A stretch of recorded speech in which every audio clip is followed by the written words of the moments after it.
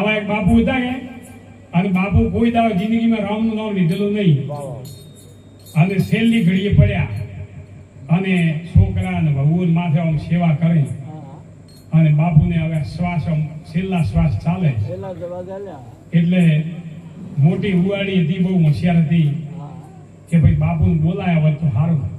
બાપુ આમ હાથ કરતા ઊંઘ્યા આમ હાથ કરે. હુવાડીના મનમાં થયું કે બાપુને આખી જિંદગી 70-80 વર્ષ જીવ્યા કે કોક થોડું થોડું તો હગર્યું છે ને એટલે ક્યાંક ચલો ભડકુલો ઘોડિયો ઘાલ્યો છે ઓમ ઓમ કરે છે બાપુ, પણ બોલી કેતા નથી. બાપુને બોલાવો તો આપણે આ ખરસો બાપુનો 12માનો બીજો નીકળા પડો અને વળી ઉપરની તો વધશે. ડોક્ટરને બોલાયો. ડોક્ટર આવ્યો કે ભાઈ બાપા તો છેલ્લી ઘડી માથે છે, ઇન્જેક્શન આલવું પડે અને એક કેટલા 2 સેકન્ડ બોલશે કે 5 સેકન્ડ વધારે બોલશે પણ ઇન્જેક્શન 5000 રૂપિયાનું આવશે. પેલી ઉવાડી ગઈ સાહેબ 100,000 લેજો પણ બાપુને બોલાવો અને ઇન્જેક્શન માર્યું ગરમીનું અને બાપુ બોલ્યા મોઢે કે મારા માથે તોડાઈને કેમ ઊભો છો હોય, પેલું પાડું ખાવરાણી ખાય છે. ઉવાડી કે અરે રામ રામ ફૂટે અમારા 5000 ની હાવરાણી કેટલી આવો એટલે બાપુ તો મરી ગયા. બાપુના બદલે ખૂબ મહેનત કરી.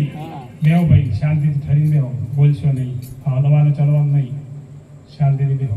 આ તો એક એક શબ્દ અણમોલ હોય અને એ અણમોલ આપણા હાથમાં જો શબ્દ આવેલો તો આપણું કલ્યાણ થઈ જાય. આધા વસન ગુરુદેવ કા તાકા અનંત વિચાર થક ગયે મુનિજન પંડિત વેદ ન પાયા. આ વેદોને પાર નથી મળવાનો. એવી આ વાતો છે સંત મહાપુરુષોની. વેદમાં લખ્યું કે નૈતિ નૈતિ નૈતિ નૈતિ, વેદોએ નૈતિ નૈતિ કરીને હાથ હાજર કર્યા 4 વેદોએ અને વેદોના 4 વાક્ય છે મહાવાક્ય. એક વેદમાં લખ્યું સામ વેદમાં અહમ બ્રહ્માસ્મિ. સામ વેદનો આખા વેદનો નિચોડ સાર અહમ બ્રહ્માસ્મિ કે હું પોતે બ્રહ્મ છું.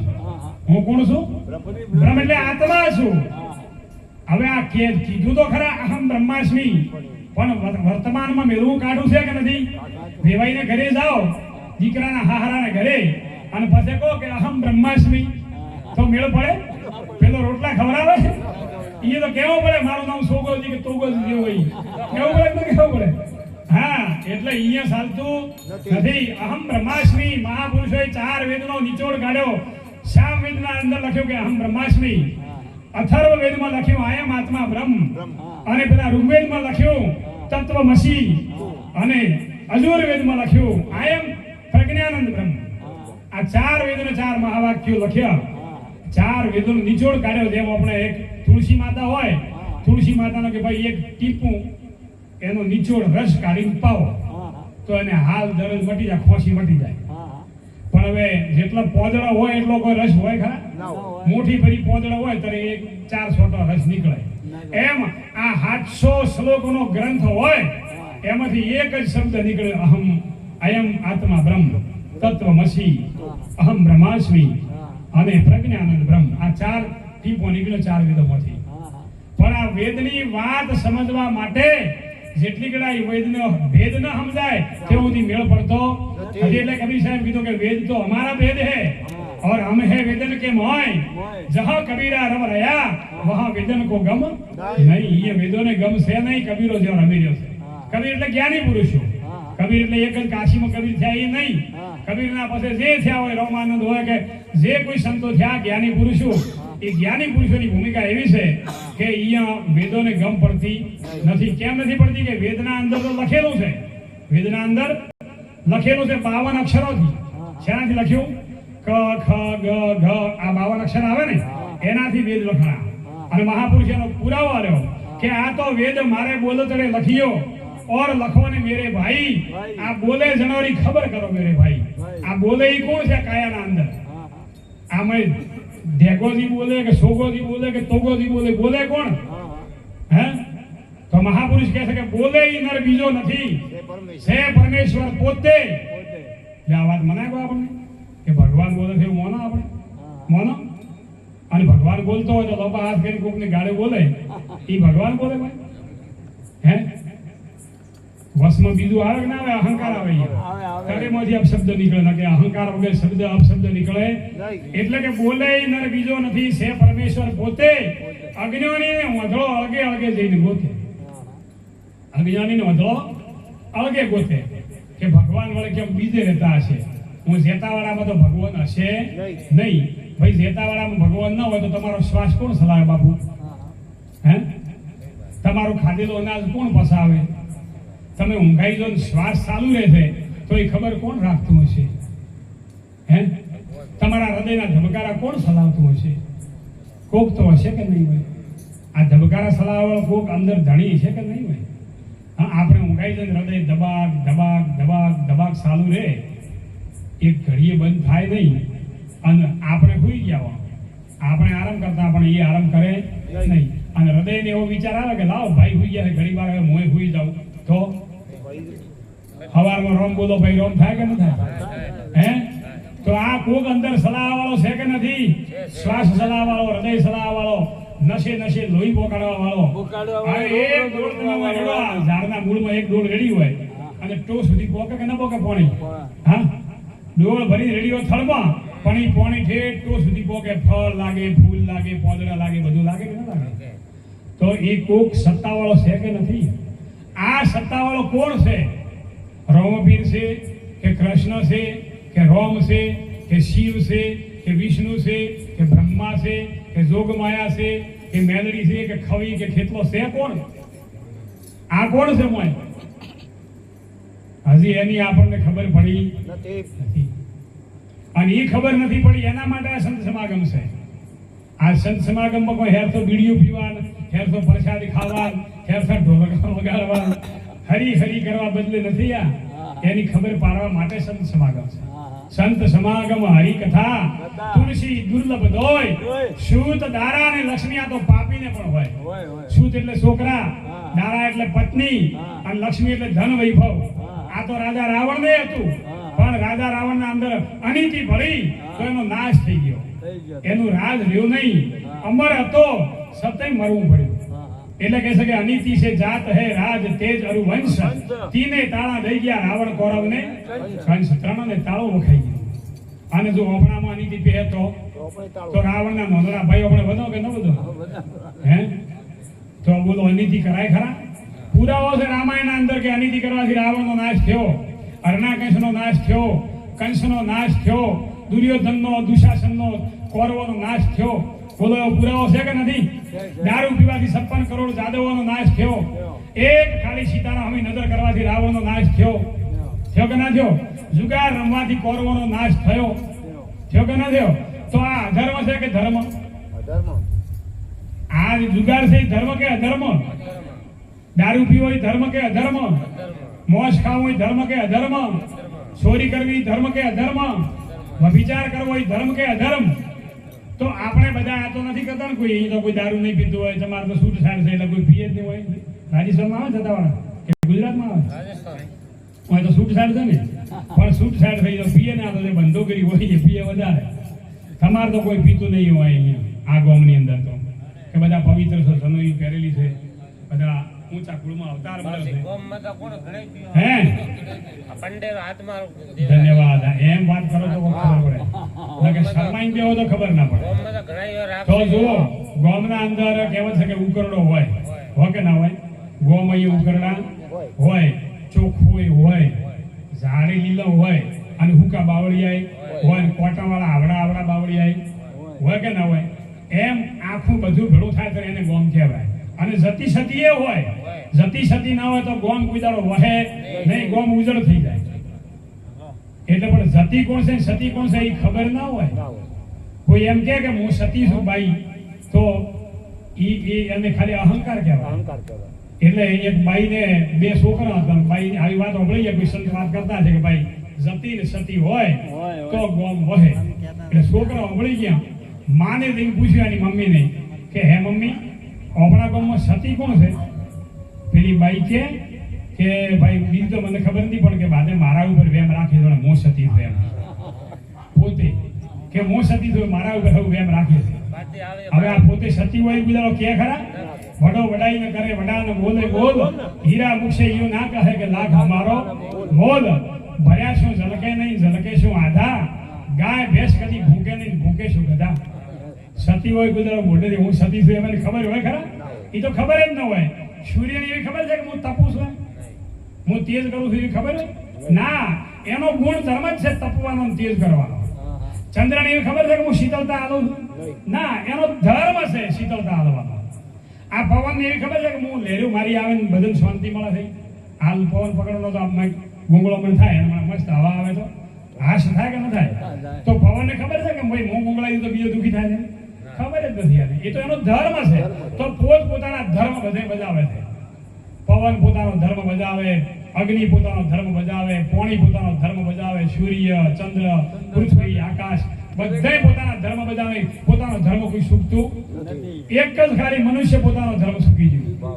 એક જ મનુષ્ય પોતાનો ધર્મ સુખી ગયો એટલે કૃષ્ણ પરમાત્માએ કીધું કે હે અર્જુન સર્વ ધર્મ પરિત્યજ્યતે મામેકમ શરણમ વ્રજ હે અર્જુન બધાય ધર્મનો તો ત્યાગ કરી અને મારા શરણે આવી જા પોતાનો ધર્મ સંભાળવાનો છે પાપ તારો પ્રકાશ જાડેજા ધર્મ તારો સંભાળ આપણે પોતાનો ધર્મ સંભાળવાનો તો આપણો ધર્મ કયો છે દારૂ પીવો એ આપણો ધર્મ છે મોસ ચોરી જારી જૂઠ જુગાર અસત્ય સાડી સુગલી હે આગાપાસી આપણો ધર્મ છે કોઈ દાવ તો ભેંસને વગડ્યો કે ભાઈ ભેંસો આગાપાસી કરતી જાવ સાડી સુગલી કરતી ભેંસો જે વગડ્યો ગાયો કૂતરો વળગાઈ મરી પણ આગાપાસી ન કરે બાપડો હા અને અરે આગાપાસી એવી કરે હું હળગાવે ને બીજે લાગે બીજા ગોમમાં લાગે કે ન લાગે તો એના માટે માનવ દેહ નથી માનવ દેહ તો અમૂલક હીરો છે ભગવાનનું ભજન કરવા બદલે મળ્યો છે અને એક દિવસ રાખમાં રોળાઈ જશે જાગી જવાનું છે ઉઠો લોગો ન સુઓ ન કરો નિંદ છે પ્યાર જેસો સપનો હે રેણકો એસો હે આ સંસાર જે ઊંઘમાં સપનું આવે અને સપનામાં મોટા તમે પૈસા વાળા બની ગયા હો રિલાયન્સ વાળાના ભાઈ બની ગયા હો ધીરુના ભત્રીજા અને અરબો ખરબોની માયા થઈ ગઈ હોય ઊંઘમાં હો સપનામાં અને જાગો એટલે ખેતરમાં ઊંઘ્યા હોય છેડા ઉપર તો માયા કેમ ગઈ ખોરાઈ ગઈ કે ખોરાઈ ગઈ જેવા સપનું મટ્યું કે માયા ખોરાઈ એમ આ જાગતોનું સપનું છે જે દાડે આંખો બંધ થઈ ઈ દાડે બધું ખોરણ આપ મુવાને ડૂબી ગઈ દુનિયા આપ મુવાન જગ પરલો પછી કોઈ દાડો કોઈ હાથે આવવાનું નથી હાથે શું આવશે પુણ્ય ને પાપ અને એ પુણ્ય ને પાપ થી આ હંસલો બંધાયેલો છે એટલે કહે છે કે કર્મ પ્રધાન વિશ્વ કર રાખા જેસા કરે કર્મ વૈસા હી ફળ સાખા જેવું કર્મ કર્યો એવું ફળ મળે બીજ બોએ બબૂલ કે તો આમ કહા છે હોય બાવળિયાના બીજ વાયો હોય તો કોઈ દાડો ઓબા થાય નહીં કેરીઓ આવે નહીં એને આવડી હુળ આવે બાવળિયા આવે કે ના આવે તો આપણું આપણે કર્મ સુધારવાનું છે આપણો ધર્મ સુધારવાનો છે ધર્મ અને કર્મ બે સુધરે તો બીજું કોઈ સુધારવાનું નથી આ શરીરને સુધારશો તો એકદમ બળવાનું રૂપાળા કપડા સુધારેલા પહેરશો હાથ હેરથી સિલાઈ વાળા નામ આવન દેવન લાલી લિપસ્ટિક કોઈ રંગ ને આ બધી નેલ પોલિશ ને આ બધું સુધારવાથી કલ્યાણ નહીં થાય આ તો નરકમાં જવાનું ખાતું છે હાસું ખાતું તો કયું છે બોલો એક ભજન બોલો બધા ગુજરાતીમાં બધા પાછળ બોલવાનું હું પહેલા બોલીશ તમારે પાછળ બોલો બગાડવાનું નહીં હો શાંતિથી અરે સાચું શ્રી હરિનો નામ ભાઈઓ મુક્તિનું ધામ છે સાચું શ્રી હરિનું નામ ભાઈઓ મુક્તિનું ધામ છે મુક્તિનું ધામ મારા ગુરુજીનું ગામ છે મુક્તિનું ધામ મારા ગુરુજીનું ગામ છે એવું નિજ ઠરવાનું ઠામ ભાઈઓ મુક્તિનું ધામ છે એવો નિજ ઠરવાનું ધામ ભાઈઓ મુક્તિનું ધામ છે આ સંત સાધુઓનો ત્યાં જ મુકામ છે સંત સાધુઓનો ત્યાં જ મુકામ છે એવું છે ઠરવાનું ઠામ ભાઈઓ મુક્તિનું ધામ છે એવું છે ઠરવાનું ધામ ભાઈઓ મુક્તિનું ધામ છે મુક્તિ બજારમાં મોટી દુકાન છે મુક્તિ બજારમાં મોટી દુકાન છે આ મુક્તિની બજાર છે હાલ આ બજાર ભરવાની છે ની ભરવાની છે મુક્તિની બરણી પેલી ઢોરની બજાર ભરાય, ઢોરનો મેળો કોઈ માલા જાળ કોઈ રોણીવાળા ભરાય છે કે? અને આ મુક્તિનો મેળો ભરવાનો છે હાલ. આ શેનો મેળો છે? મુક્તિનો. અને ઓય પાછો માલ છે જેવો હાવ મફતમાં મળે. અરે મુક્તિ બજારમાં મોટી દુકાન છે, મુક્તિ બજારમાં મોટી દુકાન છે, મફત મળે છે મોઘો માલ, એ ભાઈઓ મુક્તિનું ધામ છે. મફત મળે છે મોઘો માલ, ભાઈઓ મુક્તિનું ધામ છે. શેઠ સાહુકાર સતગુરુજી દલાલ છે, શેઠ સાહુકાર સતગુરુજી દલાલ છે. ઓલો દલાલી કોણ છે? સદગુરુ છે. અને શેઠ ઓલો મોટો છે, શેઠ સાહુકાર છે, ઈ સોર છે અને ગુરુ દલાલ છે. આ માલ જોઈતો હોય તો દલાલી વગર મેળ પડે નહીં. એટલે તમારે દુકાન રાખવી હોય, મકાન રાખવું હોય, જમીન રાખવી હોય તો દલાલી વગર હવે મેળ પડતો પડે છે. અરે માર્કેટમાં જો તો અહીંયા દલાલી ઉભા હોય, હે રાયડો એરંડા કોઈ જે કોઈ હોય, દલાલી વગર મેળ પડતો. તો સદગુરુ પણ દયાળ છે, સદગુરુ બડા દયાળ હે. અને ઈ મોયથી ભવજળમાં પાર ઉતારી દે, દયા કરે તો હો, અને એના શરણે જતો. અરે શેઠ સાહુકાર સદગુરુજી દયાળ છે, શેઠ સાહુકાર સતગુરુજી દયાળ છે. પેઢી ચાલે છે ચોધાર, ભાઈઓ મુક્તિનું ધામ છે. પેઢી ચાલે છે ચોધાર, ભાઈઓ મુક્તિનું ધામ છે. વાહજી દાસનો લઈને નાલ થાય છે, વાહજી દાસ નામ લઈને ન્યાલ થાય છે. આદયંત મધ્ય છે નામ, ભાઈઓ મુક્તિનું ધામ છે.